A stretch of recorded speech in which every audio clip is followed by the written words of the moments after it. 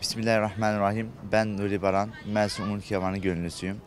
Önceden almış olduğumuz ilk yardım ve afet arama kurtarma eğitiminden dolayı pazartesi öğle saatlerinden itibaren Hatay'ın Antakya ve İskenderun ilçelerinde arama kurtarma çalışmalarına katıldık.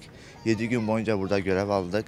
Burada üzüntülü anlarımızın yanında güldüğümüz anlar da oldu. Ümitlerin kesildiği anlarda 2 aylık, 5 aylık bebeklerimizin 5. günde sağ çıkması, 6. 7. günde sağ çıkması bize umut oldu elhamdülillah. Ve Hatay'a pazartesi ilk girişimizde elektrik ve su sıkıntısından dolayı biraz sıkıntı yaşadık. Ama enkaz bölgesine geldiğimizde her yerden bir bizi kurtarın, işte bize yardımcı olun, ailem enkaz altında, babam şurada, annem şurada gibi yardım talepleri alıyorduk. Tabii elimizden geldiğince yetişmeye çalıştık. Yetişemediğimiz noktalarda diğer ekiplerle irtibat halindeydik. AFAD, İHA ve diğer arama kurtarma ekipleriyle beraber bir çalışma yürüdük elhamdülillah. Enkazlardan çıkan altın veya değerli eşyalarımızı tutanak eşliğinde polislerimize, emniyet müdürlüğüne teslim ettik. Diğer arama kurtarma ekiplerine destek verdik. Gerekse Umut Kevanı olarak 3 gönüllümüzle beraber çalışmalar yaptık. Umut Kevanı gönüllüsü olarak 3 kişilik arama kurtarma ekibinden. Biz 3 kişi olarak Hatay'ın Antakya ilçesinde 4, İskenderun ilçesinde 8 olmak üzere 12 tane vatandaşımızın sağ salim çıkarmasına vesile olduk elhamdülillah. Tabii bunun yanında diğer arama kurtarma ekiplerine yardımcı olduk. Onların da sayısını almadık tabii ki de ama orada birçok can kurtardık. Biz bir enkaza gittik. Anne ve çocuğu oradaydı.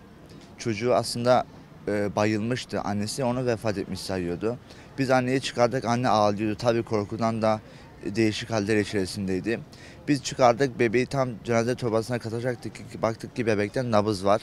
Tabii biz bu nabızı duyunca anneye haber verdik. Anne bir anda diri oldu. Bir anda canlandı. Aslında o eski halinden bir hal kalmadı.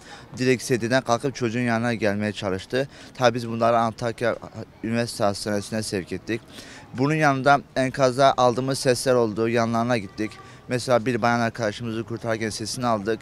4 katlı bir bina altında kalmış. Kolonların altında yaşam üçgeni dediğimiz baza ve duvar arasında kalmış yaşıyor. Sesini ve kendisini görebiliyoruz.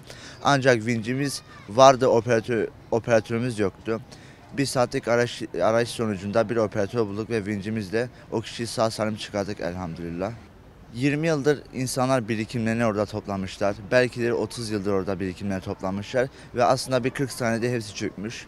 Biz aslında enkazda çalışırken insanların sürekli arzu ettiği altınlar, o lüks eşyalar aslında biz basarak üzerinden geçiyorduk. Mesela bir bayanı çıkarırken kolunda altınlar vardı. Mesela biz o altınları ispirle kesmek için çalıştık. Çünkü kolundaki altınlar o bulunduğu elini kolunun altından çıkaramıyorduk. Biz küçük ispiral dediğimiz titreşimli ispirallerle onun altınlarını kesip oradan çıkarmak zorunda kaldık. Bu da aslında bizim için başlıca bir derstir. İnsanlarımız 20 yıldır bir birikim yapmışlar, o birikimlerin altına kalmışlar ve biz o insanlara çıkarırken onların o 20 yıllık birikimlerini hiçe sayarak enkaza giriyorduk. Altınlarını, küpelerini sağa sola savurarak giriyorduk. Son olarak Umut Kevanı Mersin olarak Rabbim böyle acılar bir daha bizlere yaşatmasın, bizlere göstermesin. Rabbim vefat edenlere rahmet eylesin inşallah. Geri kalanlara da başsağlığı diliyoruz. Allah'a emanet olun.